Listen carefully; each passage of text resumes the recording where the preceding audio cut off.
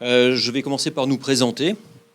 Patrick Duverger, directeur logistique et services information à la ville d'Antibes.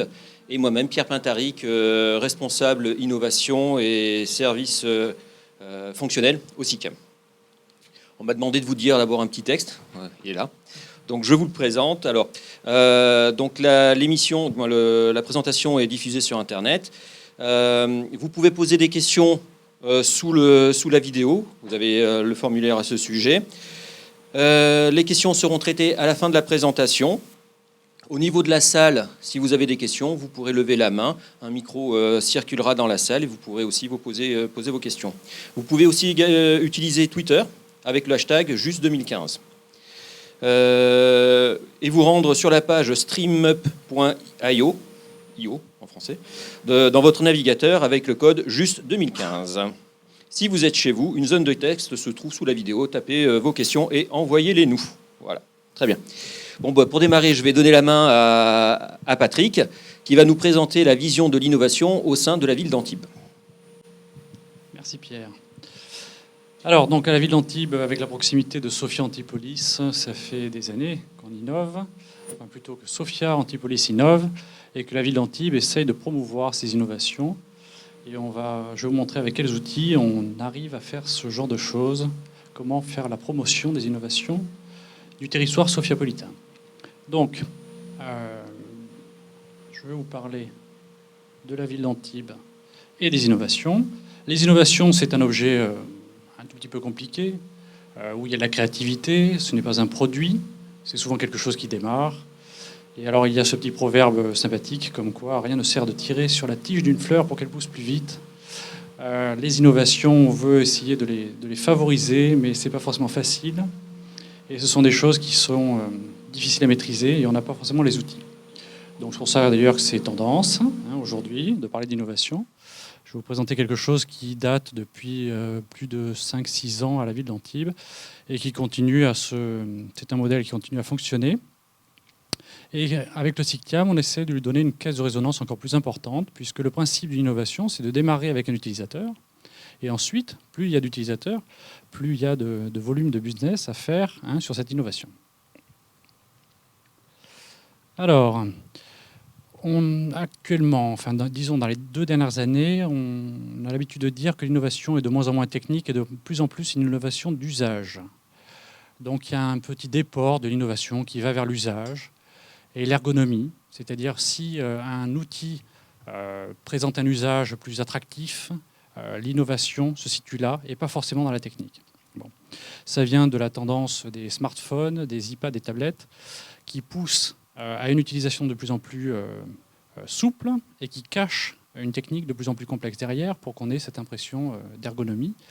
Mais le résultat est le suivant, et c'est un fait, l'expérience utilisateur devient le produit de beaucoup d'innovations.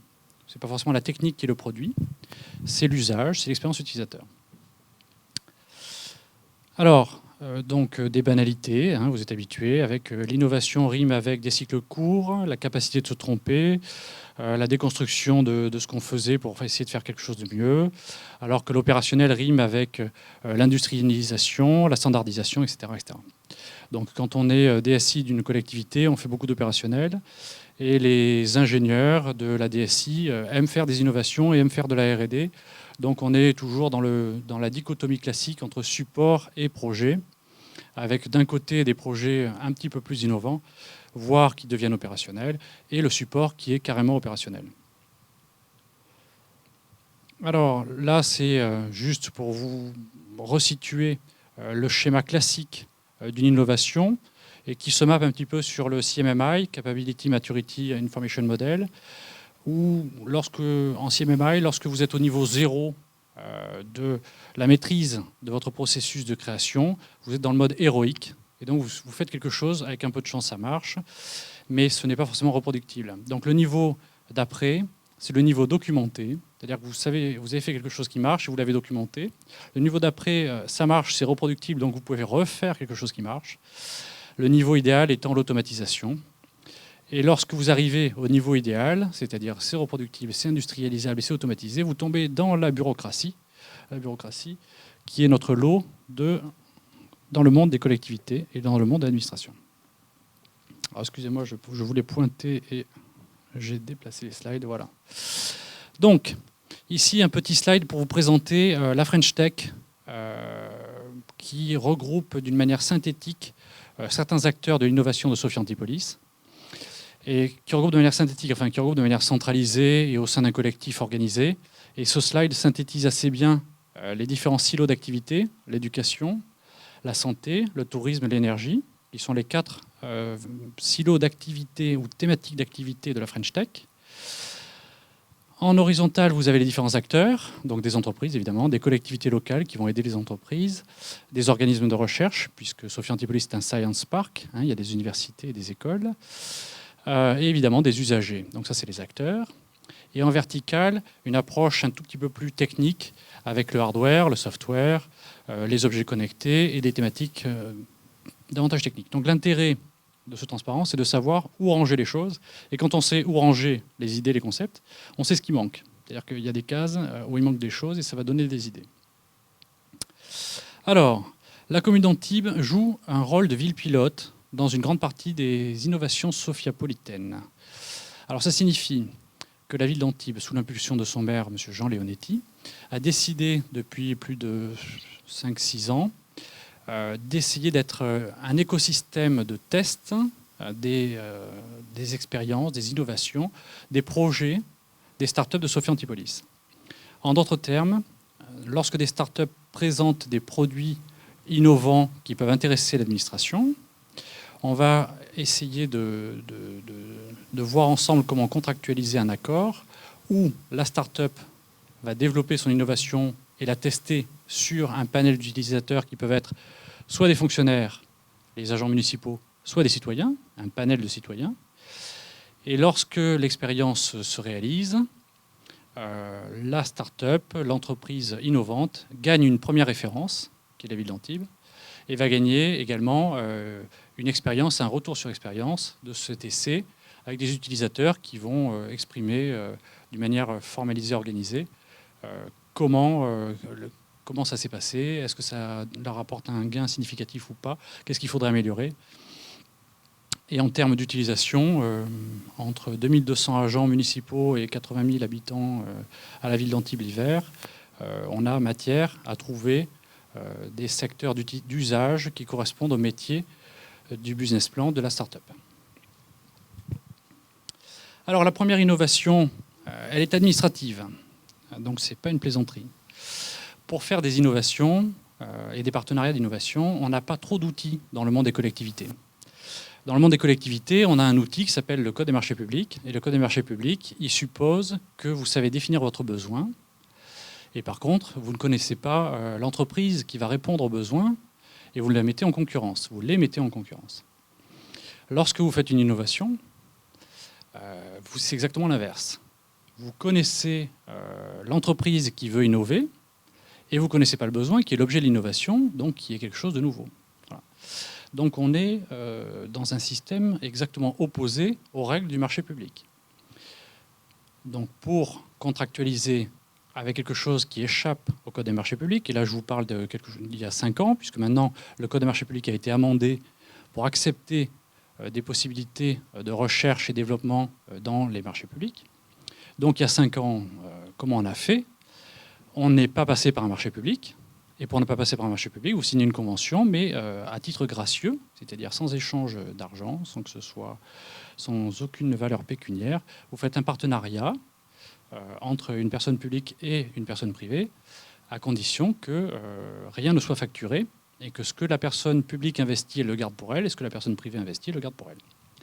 Donc ce sont des partenariats gagnant-gagnant qui sont formalisés, qui sont délibérés, ou qui sont exécutés à titre non onéreux, c'est-à-dire que l'entreprise accepte de tester la technologie à titre gratuit, et soit elle laisse la technologie en l'état pour l'usage de la mairie à la fin de l'expérimentation, ce qui a été le cas dans de nombreux partenariats, soit elle repart avec la technologie et elle va le vendre après ensuite ailleurs, et nous on aura juste expérimenté l'innovation. Voilà comment ça se passe. On peut aller dans le détail de ces conventions. Donc le financement, j'en ai parlé. Les prestations ne font l'objet Donc une facturation. La mise à disposition est délivrée à titre non onéreux. La confidentialité, c'est un des points importants de la convention.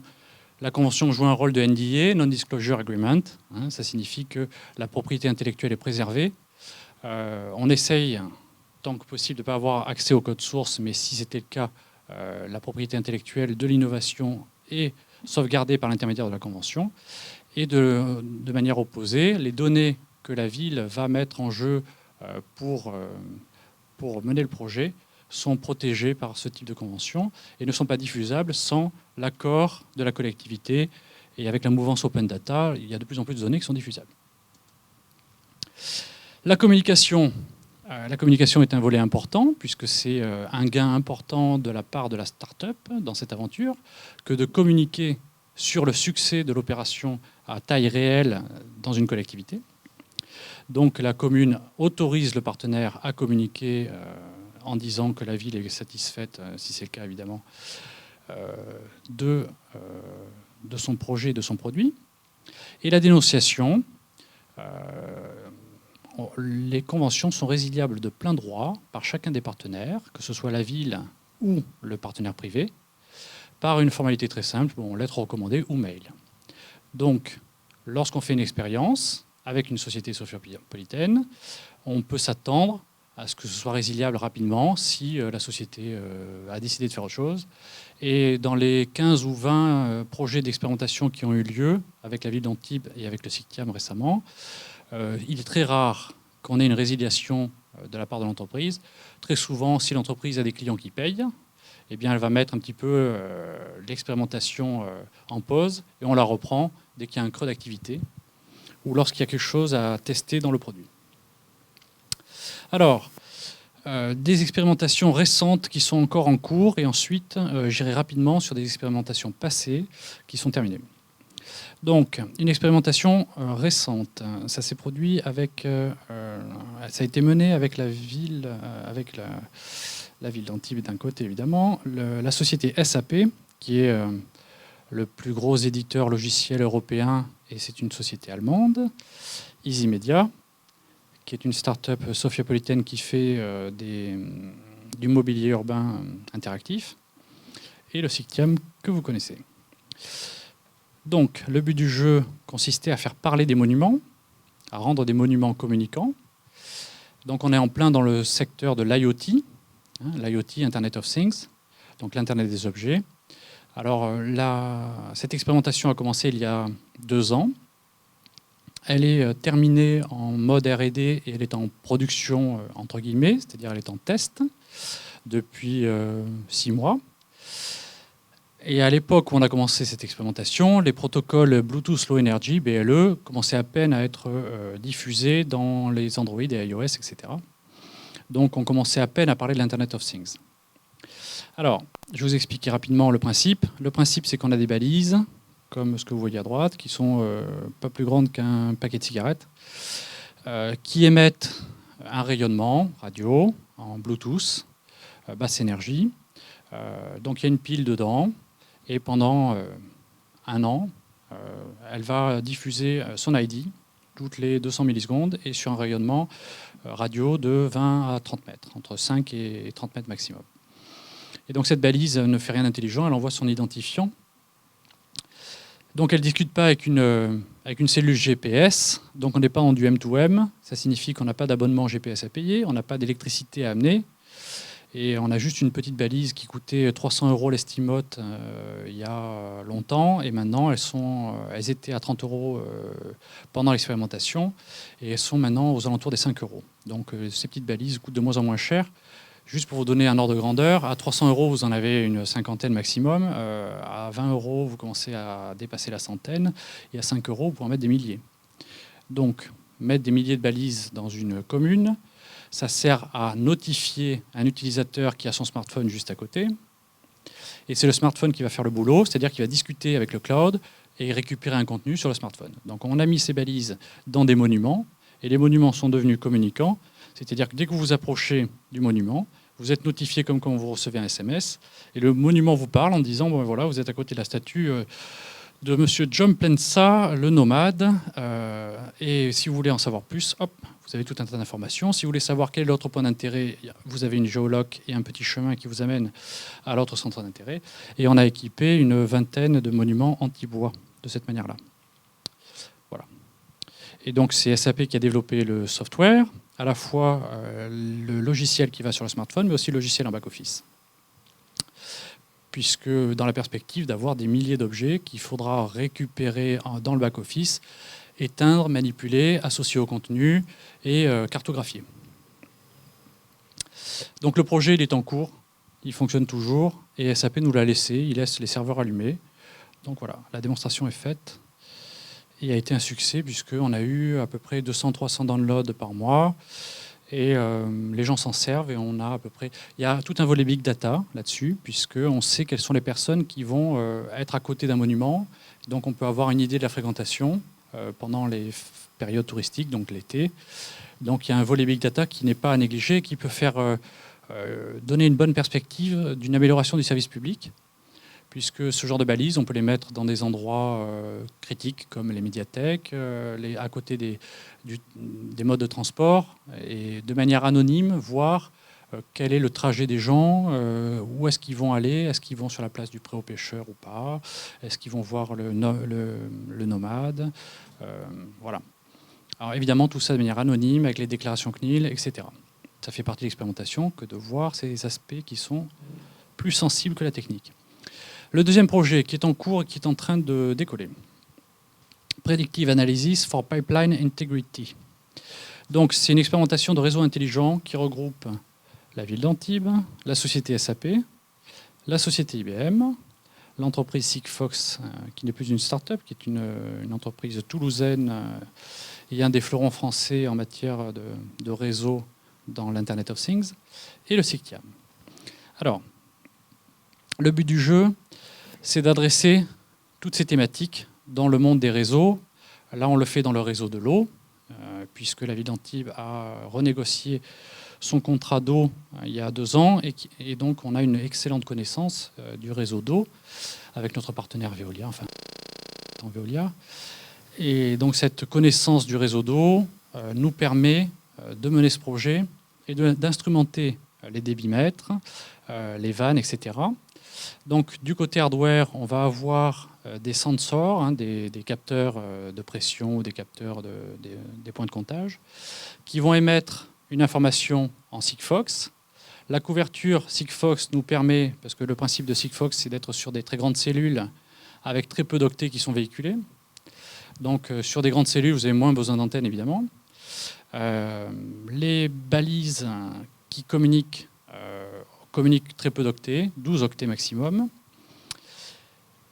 Et ça arrive sur la plateforme ANA de SAP. Et en ANA, on va faire du prédictif et de la business intelligence pour savoir quelle est la partie du réseau qui est la plus fragile, et avec les algorithmes prédictifs, essayer de prévoir laquelle est la plus en danger. Donc quelle partie du réseau va claquer. Et le fait de savoir ce genre de choses nous permet de faire les programmes de travaux pour remplacer de la manière la plus efficace les tronçons les plus fragiles, et donc augmenter le rendement et l'indice linéaire de perte, et diminuer l'indice linéaire de perte, avec le minimum d'investissement sur le réseau. Alors, le volet sécurité est le volet le plus important de l'IoT, de l'Internet of Things. Et donc, dans le volet sécurité, il y a un élément différenciateur et extrêmement important dans ce projet, c'est le fait que les données sont cryptées de bout en bout. Elles sont cryptées dès le capteur avec Raspberry, Arduino, etc. et des algos propriétaires de SAP. Et ce n'est décrypté qu'à la sortie, puisque les algorithmes de cryptage acceptent un codage en 12 octets et en plus préservent l'ordre. C'est-à-dire qu'on peut faire des opérations mathématiques sur des données cryptées. Donc au final, on ne décrypte qu'à la sortie. Donc si jamais on était hacké, on n'aurait que des données cryptées qui transitent dans le réseau. Un des premiers résultats, c'est le fait que la cartographie du réseau est manipulée par la business intelligence, puisque ANA de SAP, c'est un soft qui fait de la BI Business Intelligence, et du prédictif.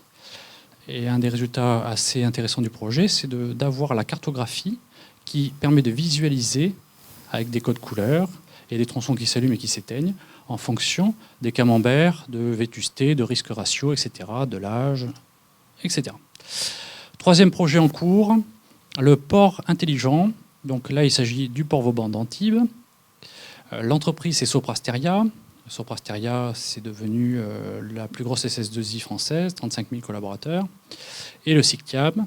Donc là, on va essayer de faire du port Vauban d'Antibes la vitrine, des technologies qui peuvent être mises dans un port, technologies qui concernent différents domaines, les smart apps, donc les applications mobiles sur tablette ou sur téléphone pour les clients du port, pour les yachts, ou pas, pour les bateaux normaux aussi.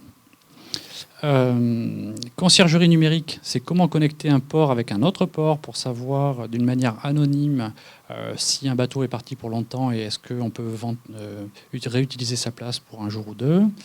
Les capteurs IoT pour des capteurs de qualité de l'eau, capteurs de qualité de l'air, etc.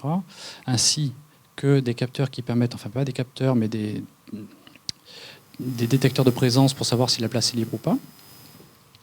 Et dernière caractéristique de ce projet, le FTTB, Fiber to the Boat. C'est la capacité de mettre de la fibre comme on le fait pour la maison, là pour des bateaux de plaisance. Et en l'occurrence, vu qu'il est le port Vauban d'Antibes est le port qui a le plus gros tonnage d'Europe, en tonnage de plaisance, il y a énormément de bateaux, de yachts sur ce port. Et il peut accepter plus de 250 unités ayant plus de 20 mètres. Voilà. Donc la fibre, ça les intéresse évidemment. Et ce n'est pas du FTTH, c'est du FTTB. On a fibré le port il y a quelques années. Bon, je passe rapidement sur ces choses-là.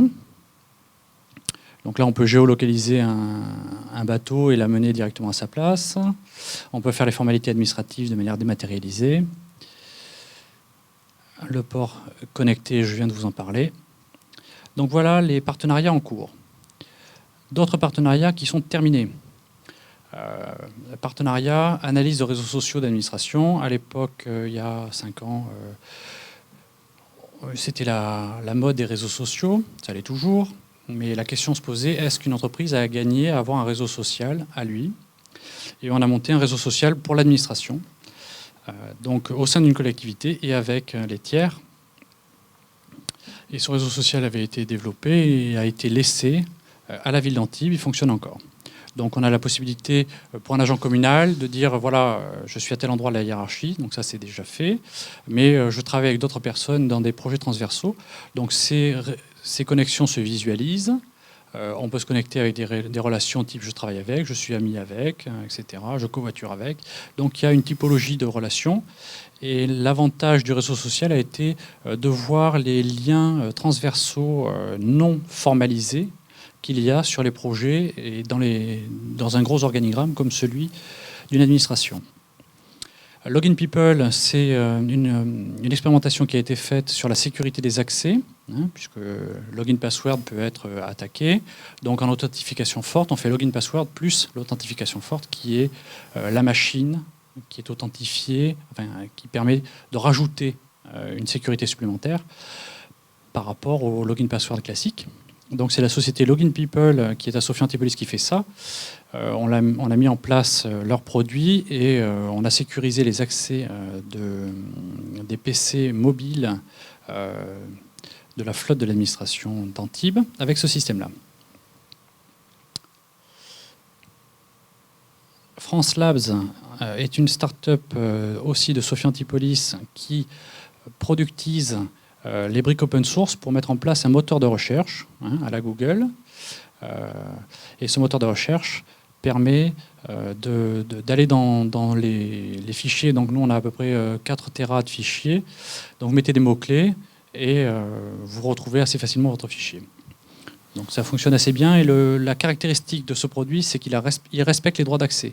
Si vous mettez un mot-clé sur un marché public et que vous ne faites pas partie des personnes habilitées à voir le marché public alors qu'il n'est pas encore publié, eh bien, il y a seulement les gens qui sont habilités peuvent voir le résultat de la recherche.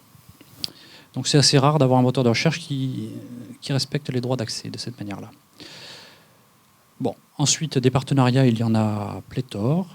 Je pourrais continuer plusieurs minutes là-dessus. Euclid, le data center de Sophia Antipolis, on a essayé de la virtualisation d'applications à distance avec un hosting dans le data center.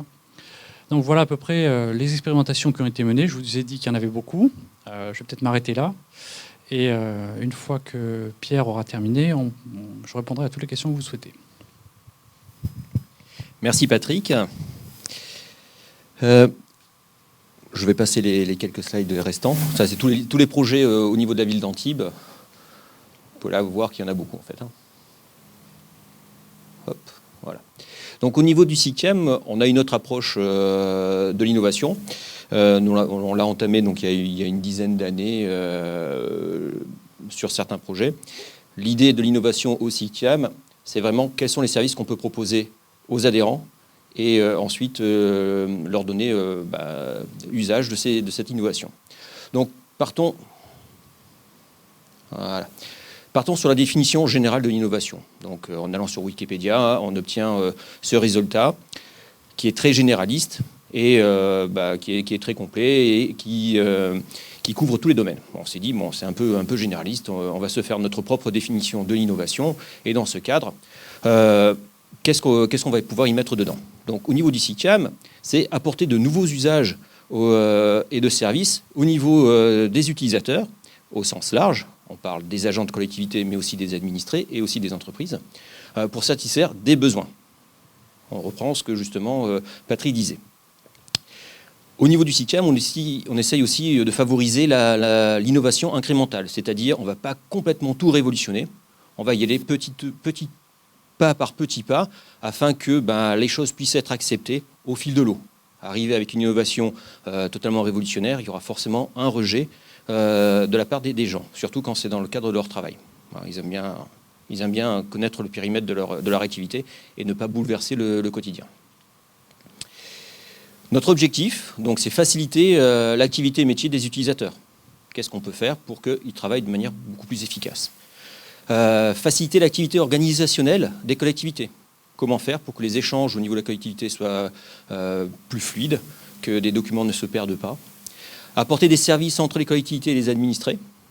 C'est vraiment le point d'orgue de la recherche au niveau du SICAM. Et être un vecteur de communication.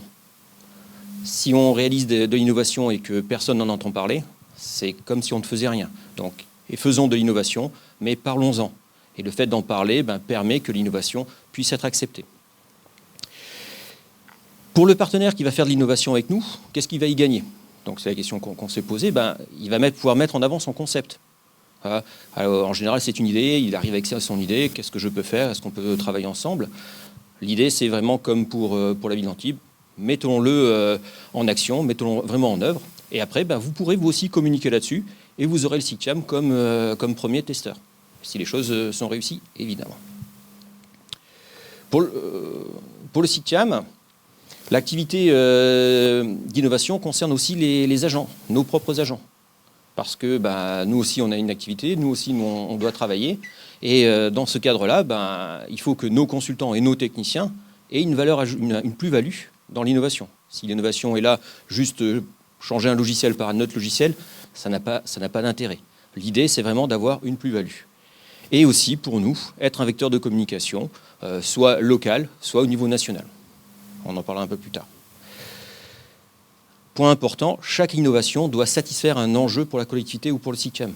Là, on revient sur ce que je disais. Changer un logiciel ou changer un mode de fonctionnement juste pour changer ce mode de fonctionnement, ça n'a aucun intérêt, ça n'a aucun sens. Il faut vraiment qu'il y ait de la plus-value. La chaîne de valeur doit être améliorée. Au niveau des approches, on a 4 manières d'arriver à de l'innovation. Il y a l'innovation externe. Donc là, une entreprise vient nous voir avec une nouvelle idée en nous disant, voilà, j'ai cette manière de fonctionner, j'ai ce logiciel, j'ai ce type d'organisation, qu'est-ce que vous en pensez? Donc l'idée, elle vient de l'extérieur. Ensuite, il y a une collectivité qui va rencontrer une entreprise et qui va pouvoir identifier un besoin. Elle n'aura peut-être pas la capacité en interne justement de le mettre en œuvre. Et donc du coup, ils viendront à deux. Et puis la collectivité va même se porter comme entité pilote pour la mise en place de l'innovation, du test. Ce qui est plutôt avantageux dans l'expérimentation. Ensuite, nous avons une approche interne. C'est-à-dire que un des agents du CICAM se dit, je travaille comme ça, mais si on faisait comme ci, comme ça, peut-être que les choses iraient mieux. On va tenter, on va expérimenter. On ne sait jamais, ça peut vraiment aller mieux.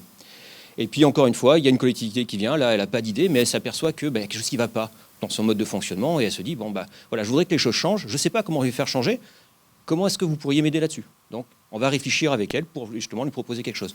Trouver un partenaire peut-être, ça peut être aussi cette idée-là. Mais voilà, l'idée c'est vraiment d'où que ça peut venir. De toute façon, une idée est toujours bonne. Il ne faut pas partir sur des a priori en disant nous en interne on n'a que des bonnes idées, à l'externe de toute façon c'est des rigolos. C'est absolument pas l'idée. L'idée c'est l'innovation, d'où qu'elle vient, elle ne peut être que bénéfique. Il faut vraiment l'expérimenter pour savoir si c'est intéressant ou pas. Alors comment trouver un projet? En fait il n'y a pas de recette prédéfinie, on n'a pas un catalogue, quelque part un site où les bonnes idées sont référencées.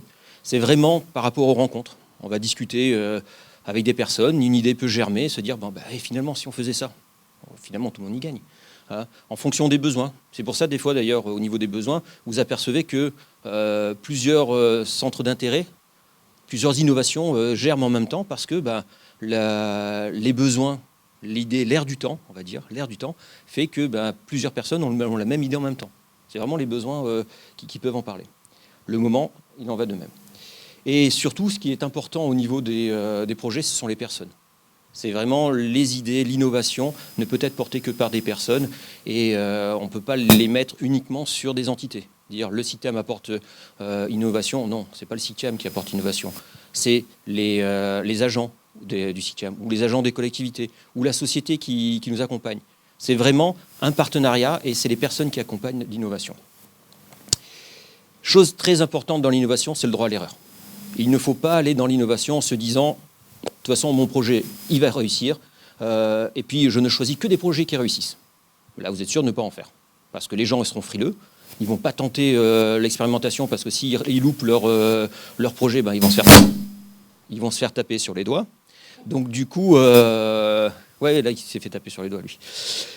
Donc, l'idée, c'est on expérimente. On essaye d'être un peu constructif, ne pas choisir n'importe quoi. Mais si ça réussit, tant mieux, tout le monde en bénéficiera. Si ça loupe, on saura que ce type d'action, on ne pourra pas la mettre en œuvre parce que on aura réalisé la liste des points faibles qui ont fait que ça n'a pas fonctionné.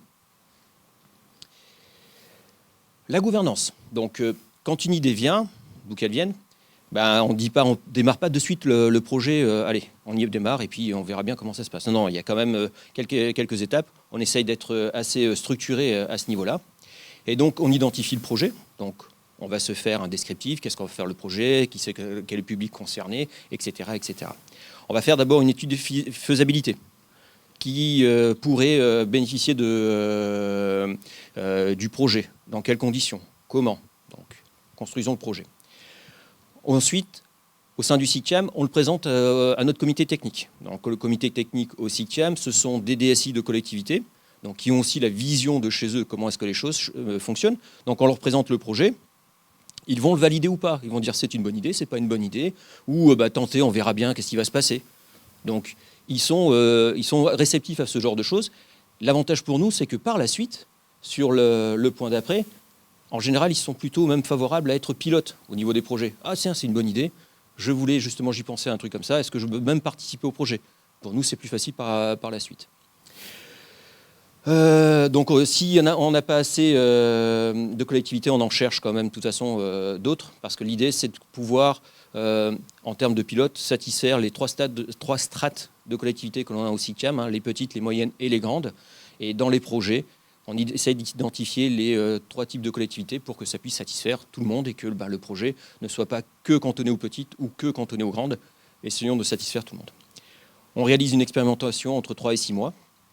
C'est très important de le faire sur un long terme, mais pas trop long non plus, parce qu'une expérimentation qui dure une semaine, ça le fait pas, mais une expérimentation qui dure 1 an, c'est un peu long aussi, dans notre cas. Voilà. Sur d'autres projets, dans d'autres conditions, c'est différent, mais dans notre cas, c'est un peu long. Au niveau de l'innovation, ce qui est important, c'est toute la partie animation. Ça ne sert à rien de lancer des pilotes et puis de les laisser vivre, et puis on verra à la fin des 3 mois comment les choses se passent. Non, non. Il faut régulièrement animer la chose, aller voir la collectivité, faire des ajustements. hein, un projet d'innovation entre le début et la fin, bah, les choses peuvent changer énormément. Donc, c'est justement l'animation des pilotes qui va nous faire dimensionner les projets correctement. Et à la fin, il y a un bilan qui est fait. Le projet est un succès, le projet est un échec. Si c'est un succès, pourquoi est-ce que c'est un succès? Qu'est-ce qui a fait que ça sera reproductible, comme Patrick le disait?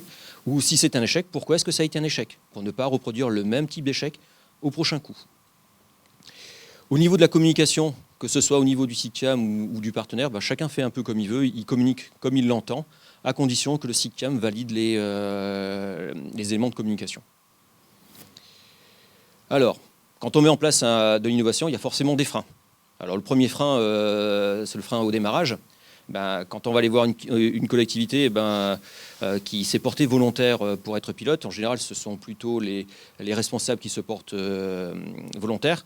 Et les agents, ils vont dire « Oh, moi j'ai plein de travail, ça ne va pas le faire. Et puis moi j'ai l'habitude de mon logiciel, vous n'allez pas m'en présenter un autre. » Donc il y a un frein au changement. Donc l'idée, le principe de la personne qui va animer le projet, c'est de lui expliquer l'intérêt de la chose et le gain qu'elle pourra y gagner. C'est vraiment présenter la chose. Et surtout, il ne faut pas présenter la solution en arrivant mon truc est génial, ça fonctionne, et puis vous verrez quand vous l'utiliserez. Ça ne fonctionne pas, ça ne marche jamais. Donc il faut vraiment expliquer aux personnes l'intérêt et le gain qu'elle va y gagner. Les freins à la réussite, qu'est-ce qui va faire que même si tout fonctionne, au final, le projet n'est pas une réussite? C'est quand on a mal identifié les besoins. On va présenter un projet, trouver une collectivité pilote, et puis on va y mettre en place le logiciel, ils vont commencer à utiliser, mais en fait, on est à côté en fonction du besoin. Ça ne satisfait pas du tout ce à quoi elles s'attendaient. On a mal identifié les collectivités. Là, on prend un logiciel qui pourrait satisfaire les 3 strates de collectivités, mais en fait, non, ça ne satisfait que les petites collectivités. Ou bien, là encore, ça rejoint le premier, on identifie la collectivité, les responsables sont tous bons, sauf que le responsable ne savait pas comment fonctionnaient ses agents. Ça arrive souvent. Donc du coup, ça ne peut pas fonctionner non plus. Il faut vraiment avoir ce genre de connaissances. La résistance au changement. Là encore une fois, si les personnes sont réfractaires à tout ce qui est changement, on a eu le cas dans certains cas, dans certaines expérimentations, il ne faut même pas essayer de faire d'innovation. Il faut changer de collectivité, aller ailleurs. Si les personnes ne veulent pas bouger, elles ne veulent pas bouger, et puis il faut l'accepter. C'est un fait. Et le mauvais suivi du pilote.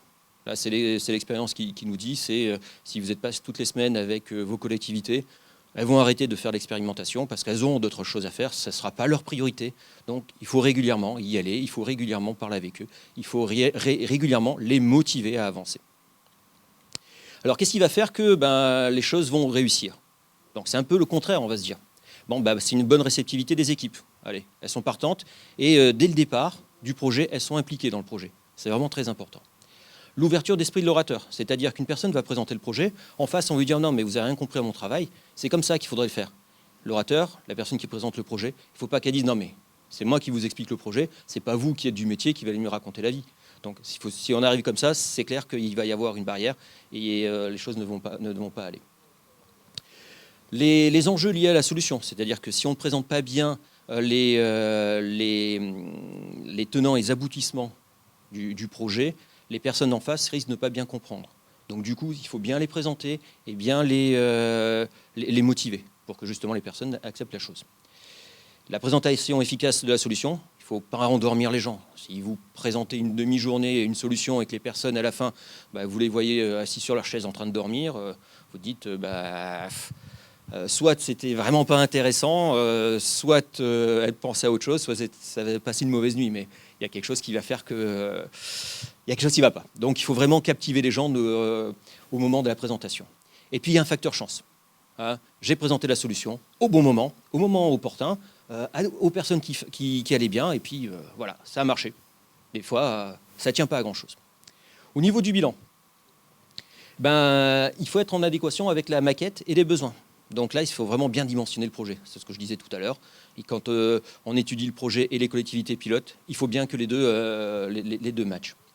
Une bonne identification des collectivités, il faut qu'elles soient motivées et qu'elles correspondent aux critères de taille. Ça, c'est important.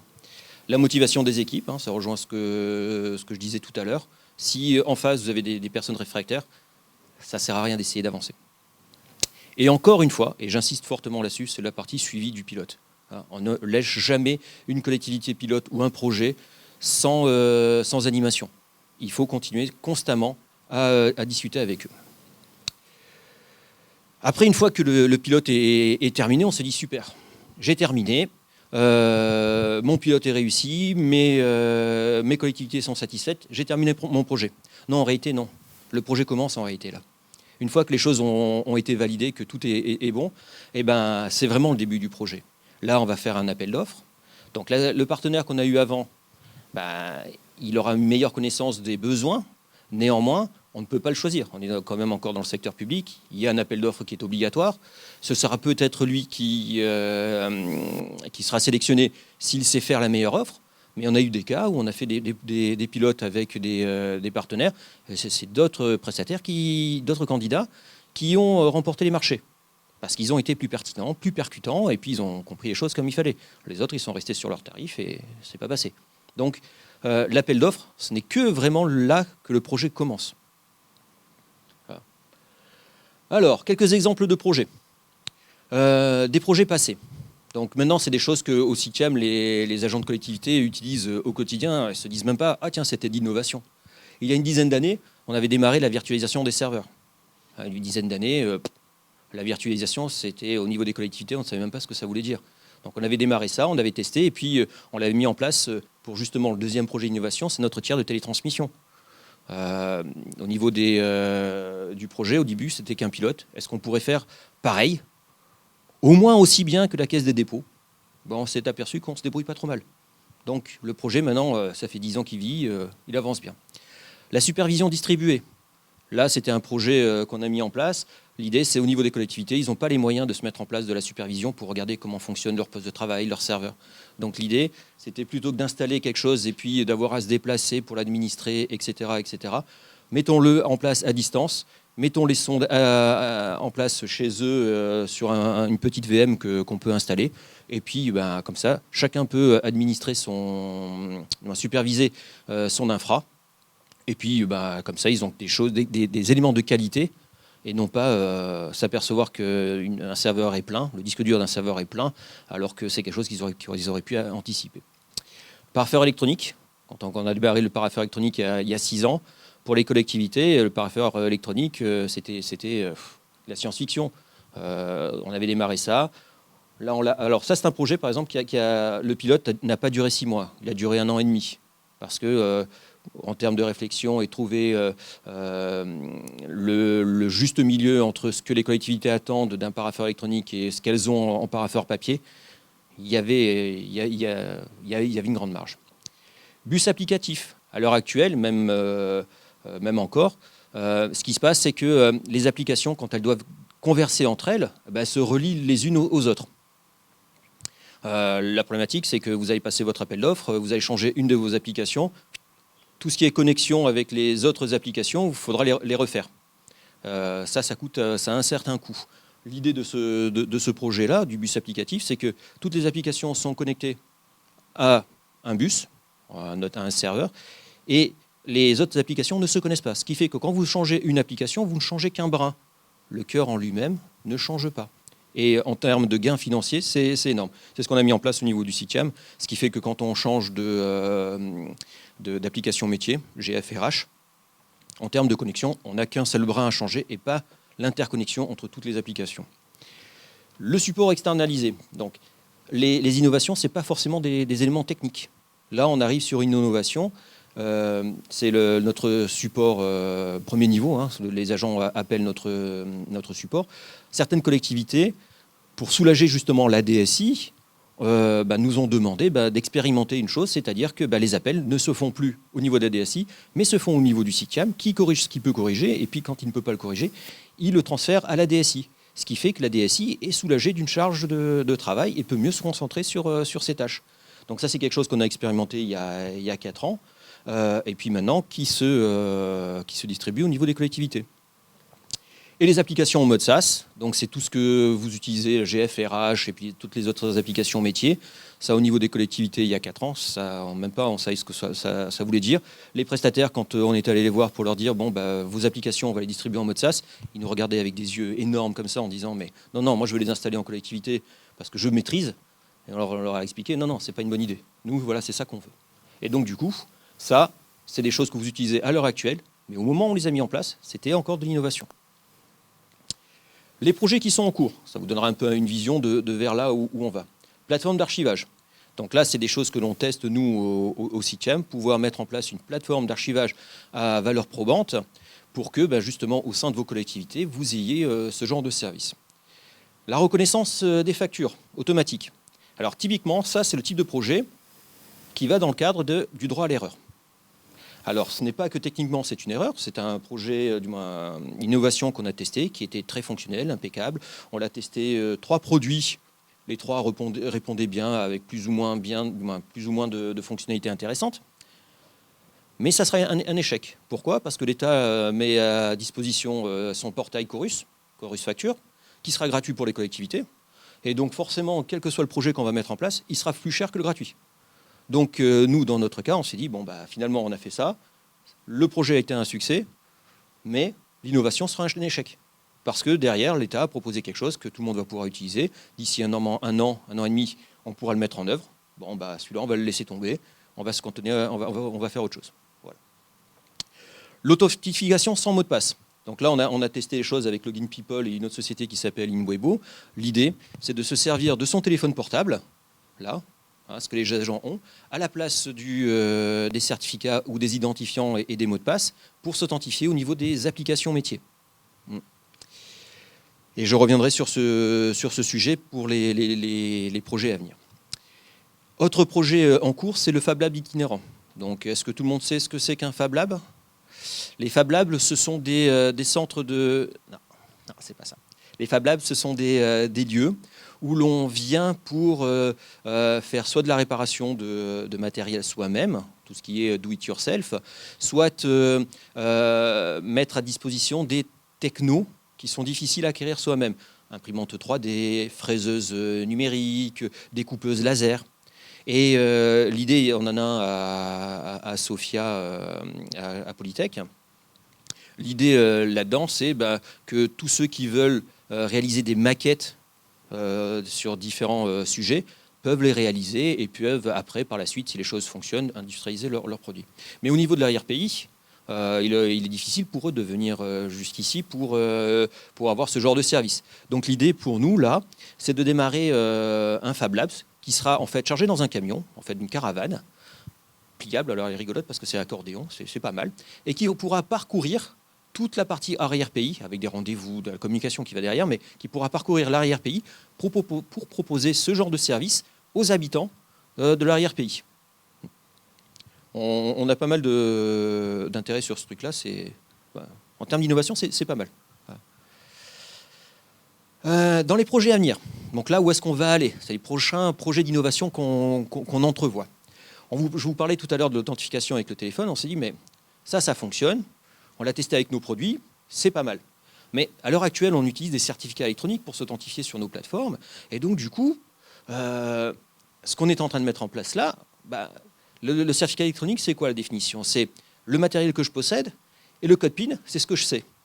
Mais si j'ai un téléphone, le téléphone, c'est ce que je possède. Et de toute façon, pour m'authentifier, je tape un code PIN. C'est la même chose. Donc, du coup, il faudrait qu'on puisse proposer un truc dans ce sens.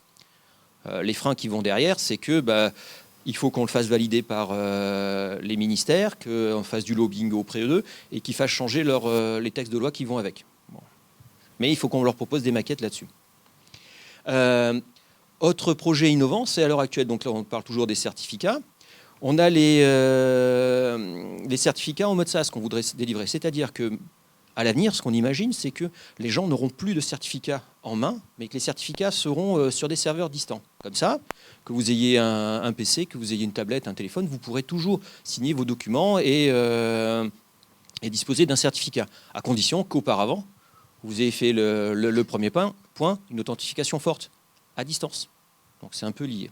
Et le troisième point qui est aussi lié avec les deux précédents, c'est la signature à distance. À l'heure actuelle, quand vous signez vos bordereaux de PES, vous le signez localement sur votre poste de travail. Parce qu'en réalité, comme les certificats sont locaux, les choses sont téléchargées localement, donc temps de transfert. Donc pour les personnes qui sont dans l'arrière-pays, la bande passante faible fait que 30 mégas à télécharger, ça prend une demi-heure. Pour peu que la connexion se coupe, hop, vous recommencez. Là, l'idée de ce projet-là sera que la signature se fasse, encore une fois, à distance sur un serveur. Donc en termes de transfert, il n'y aura rien du tout, il y aura juste un bouton à appuyer. Mais on pourra faire ce projet-là que si les deux premiers sont validés. Donc ces trois projets qu'on imagine l'année prochaine, comme objectif l'année prochaine, sont liés et nécessiteront pas mal de mobilisation auprès des ministères pour leur faire accepter ce mode de vision, et en particulier au niveau de la NSSI, qui pourrait être bloquante. Voilà. Mais ils sont plutôt favorables. Voilà. Eh ben, merci pour votre attention. On a eu quelques questions sur le site. Ce que je vous propose, c'est qu'on les balaye et puis qu'on voit un peu les réponses qu'on pourrait apporter.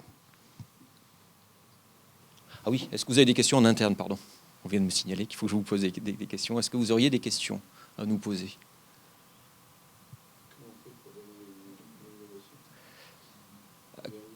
Si vous avez une idée en tête et que les choses, voilà, si vous voulez y participer, vous venez de nous voir, on en discute et puis on voit un peu avec justement le comité technique s'il y a aussi un intérêt pour les autres collectivités. Si c'est une innovation que pour une seule collectivité, ça ne va pas vraiment nous intéresser parce qu'on est vraiment un centre de mutualisation. L'objectif, c'est vraiment il faut que ça puisse satisfaire le besoin des collectivités. Si c'est uniquement pour satisfaire le besoin d'une collectivité, mais en général, quand une commune vient et qu'elle a un besoin, son besoin peut être réparti ailleurs. C'est rare qu'une commune a un besoin spécifique à elle, sauf si c'est par rapport à la colline qui va lui tomber dessus ou ce genre de choses. Ok. Voilà. Je viendrai voir. Avec plaisir. Est-ce que vous auriez d'autres questions? Alors hop, on va se lancer sur les questions sur Internet. Vie privée du citoyen est-elle protégée? Je pense que c'est pour toi. Alors, c'est un des éléments importants des projets, qui n'est pas du tout négligé, au contraire. Donc, les entreprises qui font une innovation ne se posent pas forcément ces questions-là, et le fait de l'aborder dans la vie réelle leur permet un retour sur expérience et leur permet de dire ensuite dans leur plaquette que c'est conforme à la réglementation et que la vie privée est respectée, évidemment, de telle et telle manière, du côté du serveur dans la persistance des bases de données, du côté des échanges sur le réseau. Il y a une autre question juste exacte qui est sur le même thème juste après. Y a-t-il une déclaration à faire à la CNIL? Oui, il y a beaucoup de projets qui nécessitent une déclaration préalable à la CNIL. Donc, c'est un des intérêts de mener les innovations sur un terrain réel, c'est de se confronter à ces difficultés-là. Alors, quelqu'un qui développe dans son coin, il pense toujours que le monde est rose et ces choses-là sont abordées un petit peu de manière annexe ou après coup. Donc la sécurité, je vous en ai parlé dans l'IoT, le respect de la vie privée est un des éléments les plus regardés par notre député maire. Et donc, ce n'est pas traité à légère, bien au contraire, ça fait partie des délivrables de l'innovation. Je continue. Alors, la mise en place d'un dispositif est-elle facile? Donc, la mise en place d'un dispositif type labo d'innovation, comme ce que vous a expliqué Pierre ou ce que je vous ai expliqué moi, est-ce que c'est facile dans une collectivité? Dans un syndicat, Pierre l'a très bien expliqué. Dans une collectivité comme Antibes, nous, c'est facile à partir du moment où il y a des gens qui innovent. Donc si vous avez du développement économique sur une ZAC ou sur une zone où il y a des sociétés qui font des innovations, quel que soit le domaine, la santé, l'éducation, l'informatique, oui, c'est plus facile lorsqu'il y a le terreau de personnes qui innovent à côté. Nous, avec Sophia Antipolis, qui est une vieille technopole, ou une des premières, ne pas faire d'innovation et ne pas s'en servir et ne pas regarder ce qui se passe dans un business pole qui a été fait par la CASA, ce serait dommage. Quel est le coût pour la collectivité? Alors, je vous ai dit que c'était des partenariats à titre non onéreux, donc il n'y a pas de coût financier. Mais évidemment, il y a un coût humain. Alors, la collectivité, quand elle veut faire du développement économique et si elle veut pousser le savoir-faire local, il faut qu'elle s'investisse un petit peu. Donc, très souvent, le coût humain se résume à l'implication de certains agents de la DSI, puisque je parle dans le domaine du numérique de Sophia Antipolis, les technologies de l'information et des communications. Et donc aujourd'hui, un partenariat, ça coûte à peu près 2 demi-agents, enfin on va dire 2 demi-journées d'agents par semaine dans les moments où le partenariat est très actif. Voilà. Donc au moment où il faut vraiment délivrer, je vais avoir quasiment 2 agents qui ont des compétences différentes, qui vont travailler quelques heures par semaine, et c'est réglable. Donc évidemment, il y a beaucoup de moments où les gens ne font que les conf-calls qui ont lieu une fois par mois ou une fois tous les 15 jours. Donc l'implication se limite à suivre le projet, et quand il faut délivrer, installer, ça peut monter en puissance. Et ce sont quelques jours par semaine, parce que de toute manière, dans une DSI opérationnelle, on ne peut pas délivrer des ressources comme ça. Et si on doit faire de la R&D ou s'impliquer davantage, c'est qu'il y a un problème dans l'innovation. Que devient le service quand le partenariat s'arrête? Alors là, justement, je vais... Ah, pardon. Oui, excuse-moi.